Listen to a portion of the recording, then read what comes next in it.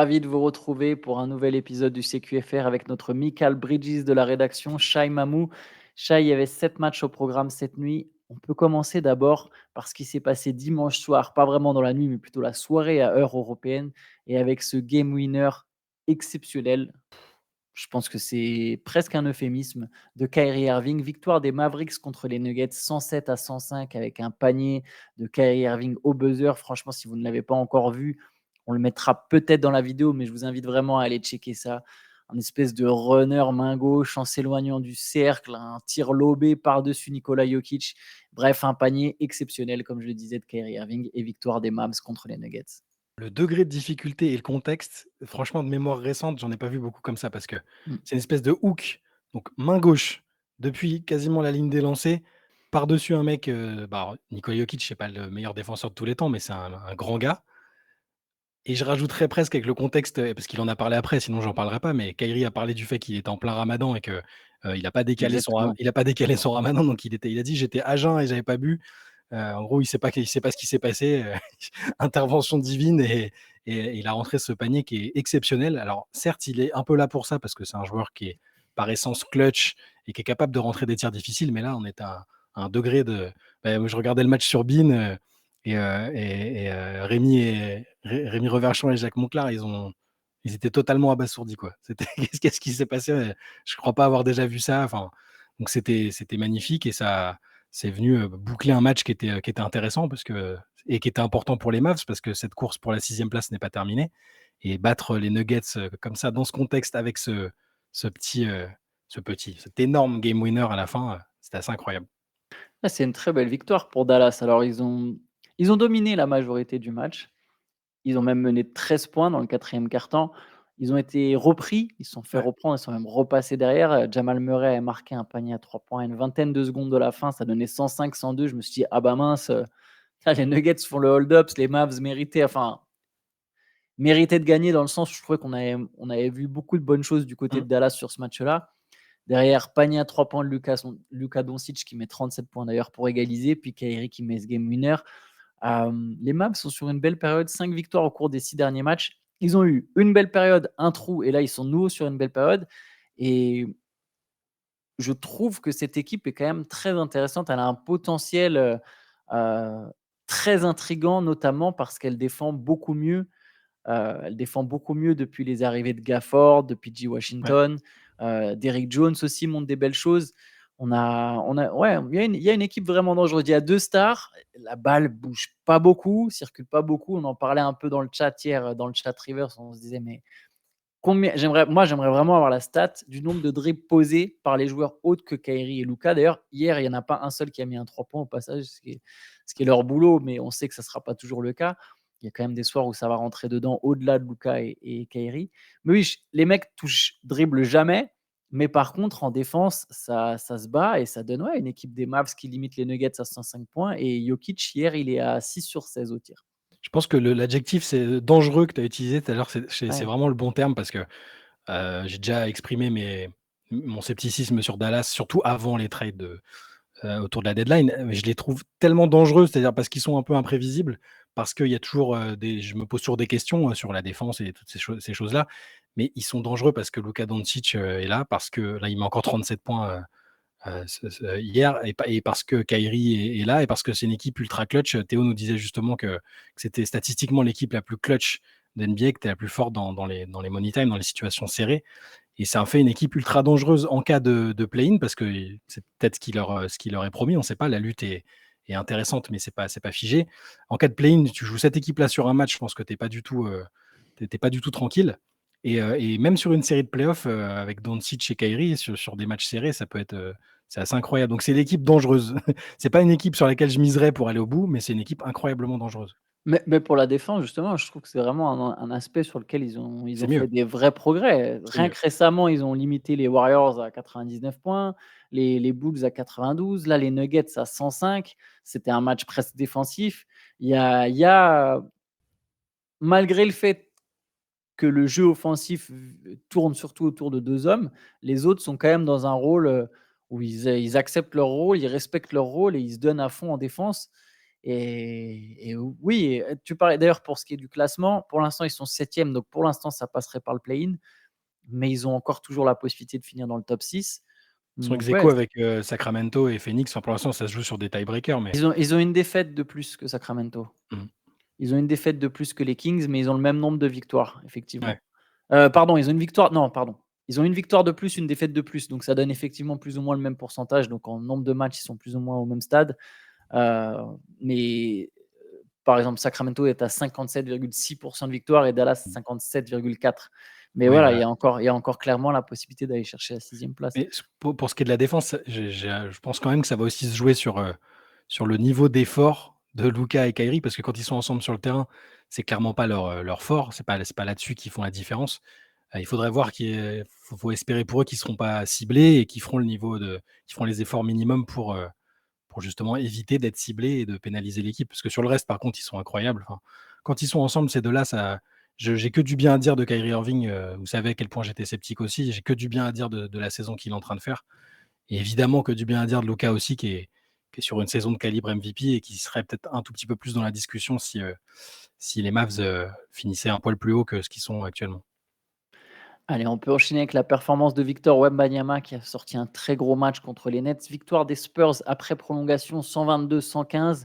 Wembanyama, ça a donné 33 points, 15 rebonds, 7 passes, 7 contres, 14 sur 26 au tir. Une grosse séquence en prolongation, Ouais. donc c'est allé en prolongue le match. Il y a un moment, il bloque un tir de Dennis Schroeder. Derrière, il met le dunk qui fait repasser les Spurs devant et derrière, C'est un Wembanyama qui fait un panier. avant-goût pour les JO, pour un France-Allemagne. Petit contre de Wembanyama sur Schroeder. Ça serait bien ça. Mais oui, effectivement, les Spurs qui l'emportent, 15e victoire de la saison.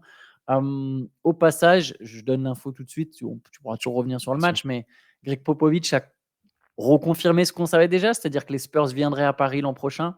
Alors on dit Paris, mais ça sera peut-être Nanterre. C'est même probable que ce soit Mmh. l'U2 Arena de Nanterre, ça sera sans doute pas à Bercy. On connaît déjà plus ou moins l'adversaire, c'est Indiana. On sait déjà qu'il y aura sans doute plus qu'un match, mais ce sera plutôt 2 matchs. En tout cas, ce qu'a confirmé déjà Greg Popovich, c'est qu'effectivement les Spurs viendront à Paris l'an prochain. Donc ça, c'est Excellente, déjà une bonne excellente nouvelle pour tout nouvelle, le basket français. c'est ça. Très bonne nouvelle. Tu as raison, on le savait. Ah, on n'a toujours pas les détails officiels de la NBA, Mmh. c'est ce qui était dans l'air, c'est un double header et les Pacers qui seront dedans donc dans tous les cas, ce sera excitant et peut-être plus excitant que les dernières années.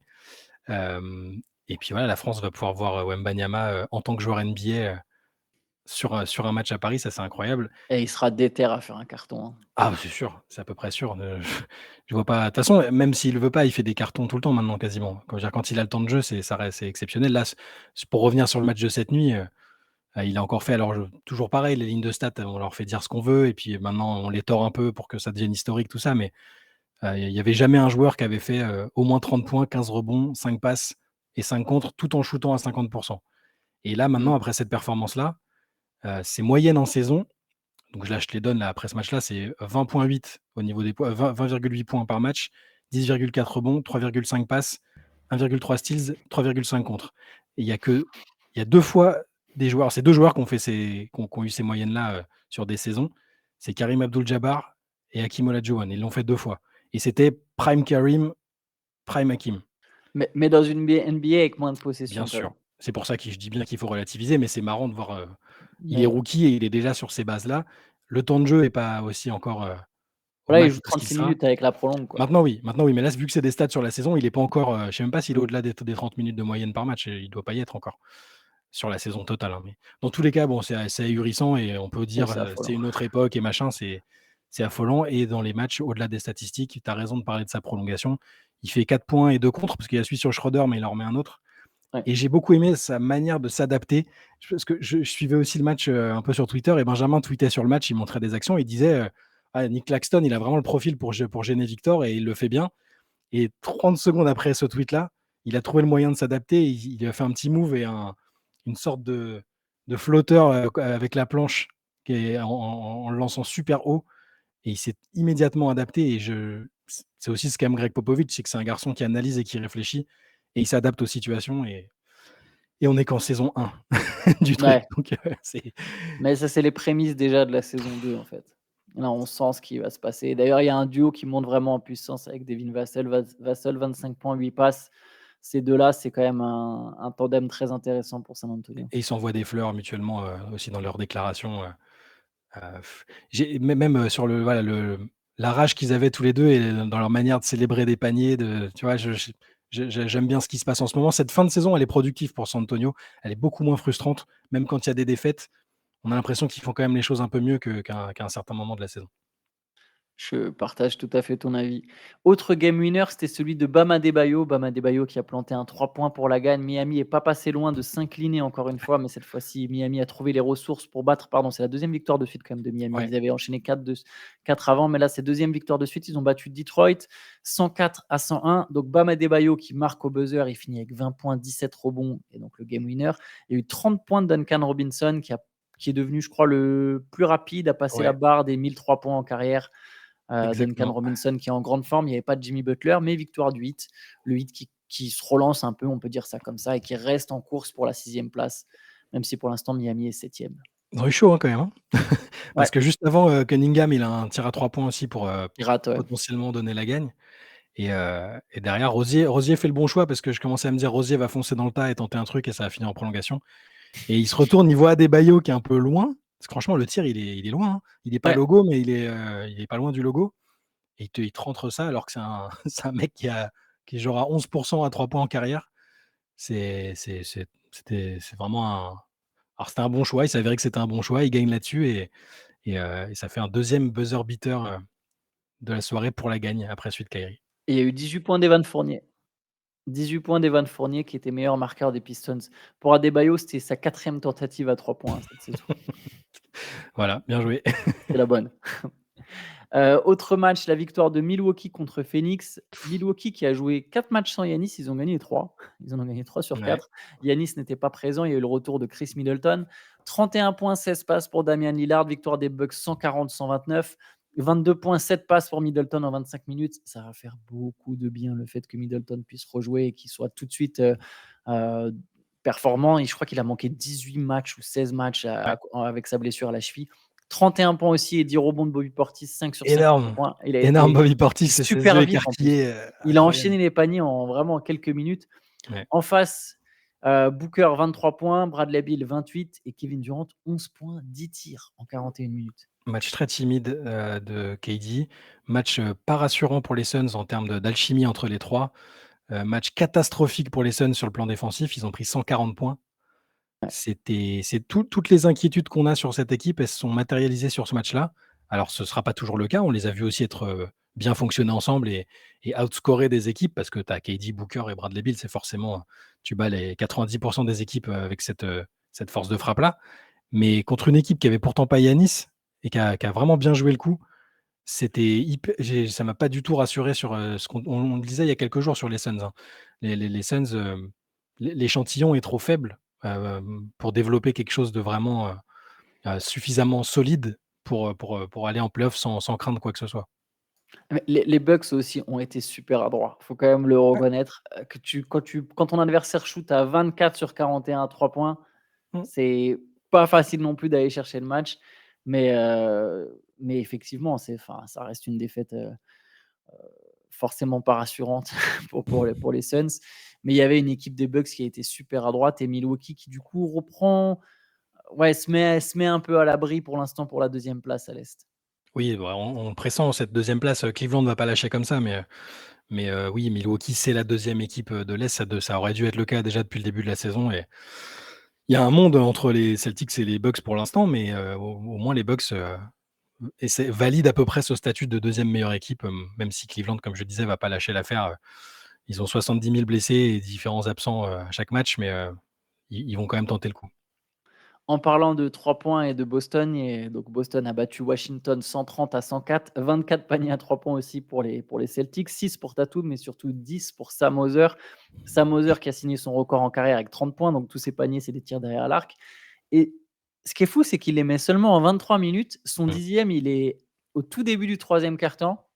Et franchement, Joe Mazzulla aurait peut-être pu le laisser quand même un peu plus longtemps pour voir s'il pouvait Ah, Bah, les il a du respect pour l'histoire, il s'est dit: «Non, oui, on va pas sortir Klay Thompson, du livre des records en mettant Sam Hauser», tu vois, plaisante. pour certaines stars, je comprends, mais pour Sam Hauser, un role player Mmh. pardon, pour certaines stars, je comprends que tu les fasses pas jouer Mmh. dans un blowout, mais là, Sam Hauser, tu peux le permettre de le laisser un petit peu plus longtemps dans un Ouais, blowout quand même. Tu vois, c'est un mec, il c'est vrai. a même pour lui, au-delà qu'il aille chercher ou non le record, tu vois, il en met 3 de plus, d'un coup, son career high, c'est 39 points. Enfin, je sais pas, Mmh. je trouve qu'il aurait pu le laisser un peu plus longtemps. Après Peyton Pritchard a joué 35 minutes, quoi. ouais, il le tient peut-être plus en haute estime que nous, et il est peut-être plus important dans sa rotation. Après, c'est un match où il y avait beaucoup, il y a encore des absents à Boston, hein. Donc peut-être qu'il Ah oui, s'est bah, là, dit, les Celtics, ils forcent pas sur la fin de saison ouais, c'est régulière, pour hein. ça, il se dit peut-être justement Hauser est peut-être plus précieux, les minutes qu'il va apporter, enfin, il a peut-être intérêt à le préserver aussi, parce que là, il y avait pas Jaylen Brown, il y avait pas Derrick White, il y avait pas Kristaps Porzingis, et d'un match Mais à l'autre, ça fait tourner, quoi. je suis pas sûr qu'ils vont vraiment jouer avec leurs 5 majeurs avant les playoffs. Mmh. Peut-être 1 ou 2 fois, histoire de se remettre un peu dans le bain, mais Bah, surtout que ça peut suffire à mmh, aller chercher le meilleur bilan de leur histoire, même, je veux dire, je sais ils sont pas comme, s'ils courent après. ouais, Je non, suis j'ai pas pas sûr. l'impression, mais même sans courir après, ils sont déjà tellement au-dessus que là, c'était que les Wizards qui étaient eux-mêmes, décimés par les blessures. Il y avait pas Bilal, notamment. Ouais. Mais, ouais, ils ont une telle marge de manœuvre que c'est leur 5e de suite et ils ont quasiment 10 victoires d'avance sur Milwaukee. C'est un cavalier seul total pour Boston. En parlant de série, c'est une série un peu plus triste, celle des Raptors. La 7e défaite de suite, ils ont perdu contre Orlando 111-96. Le fait du match, hein, c'est l'échange de maillots entre Anthony Black et Gradey Dick.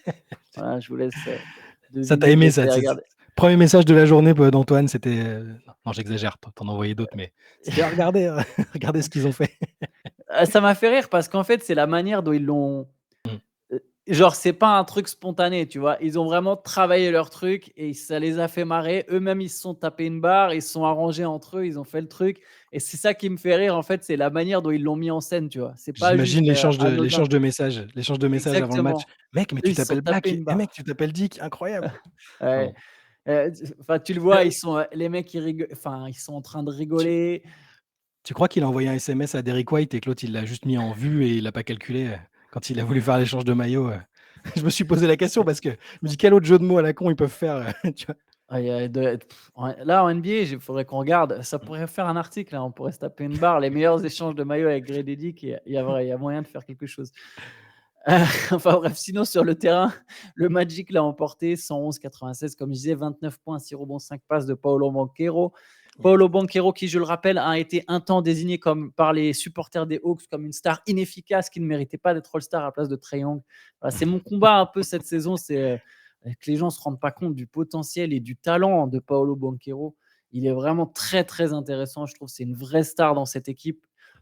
Il est au-dessus de Franz Wagner, hein. J'adore Franz Wagner, mais la Oui, vraie bah, oui, star de oui, cette bien équipe, sûr. c'est Banchero. Après, de toute façon, c'est pas pour les diviser parce que j'adore leur duo. Il marche très Mais bien. voilà. Et du coup, Orlando est encore en course pour la quatrième place. Orlando, je pense, on l'a déjà dit ici, mais ne jouera pas le play-in et ira directement en play-off. Et franchement, ça fait plaisir. Ça fait très plaisir et tu as raison de dire la 4e place, dans la lutte avec New York va continuer, et je suis plutôt optimiste parce que là, c'était le premier d'une série de 8 matchs à domicile pour Orlando. New York, récupère petit à petit des joueurs, mais, ce sera pas simple.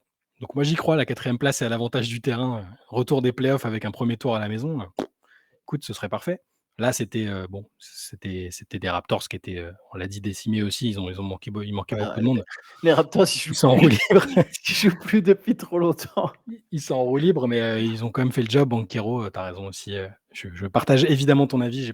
J'ai même plus besoin de faire de la publicité pour la franchise que je supporte.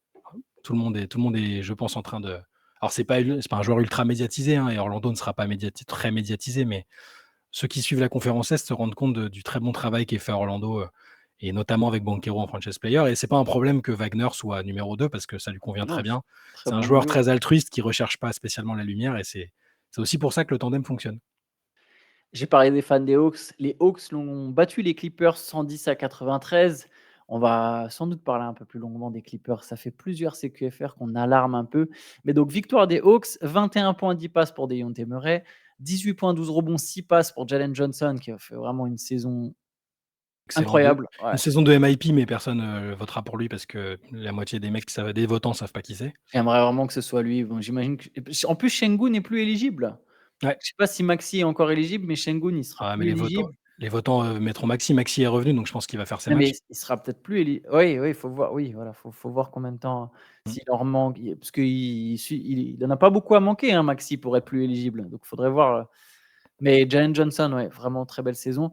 Et donc je disais les Clippers, 28 points de Kawhi, 26 points de Paul George, mais cette équipe, elle a pique un peu trop tôt, en fait.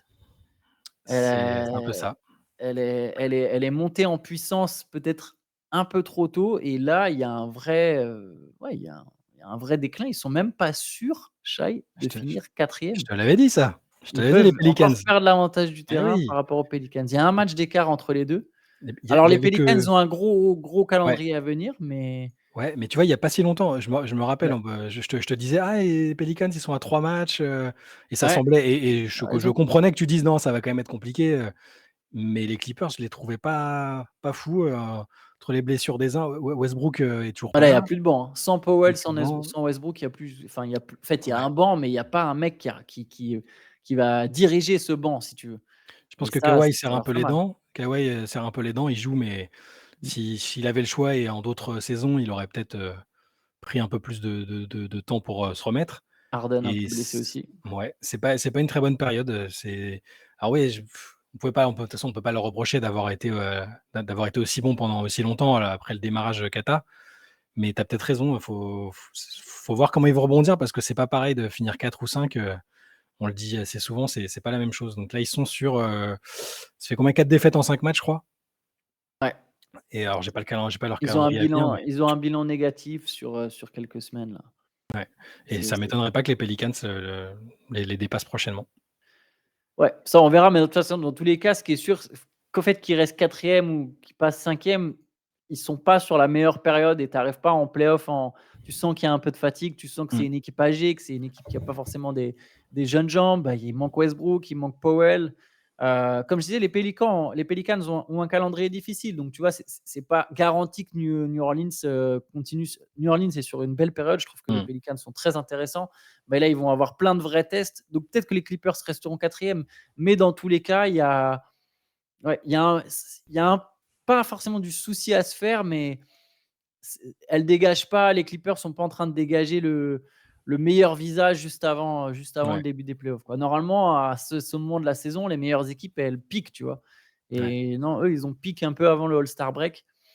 Là, tu sens que ça accuse le coup depuis. C'est ça, Euh, il reste combien de matchs là du coup en régulière? Parce que vu que je regarde pas tout le temps le Alors, pour, Los Angeles, il en reste 15.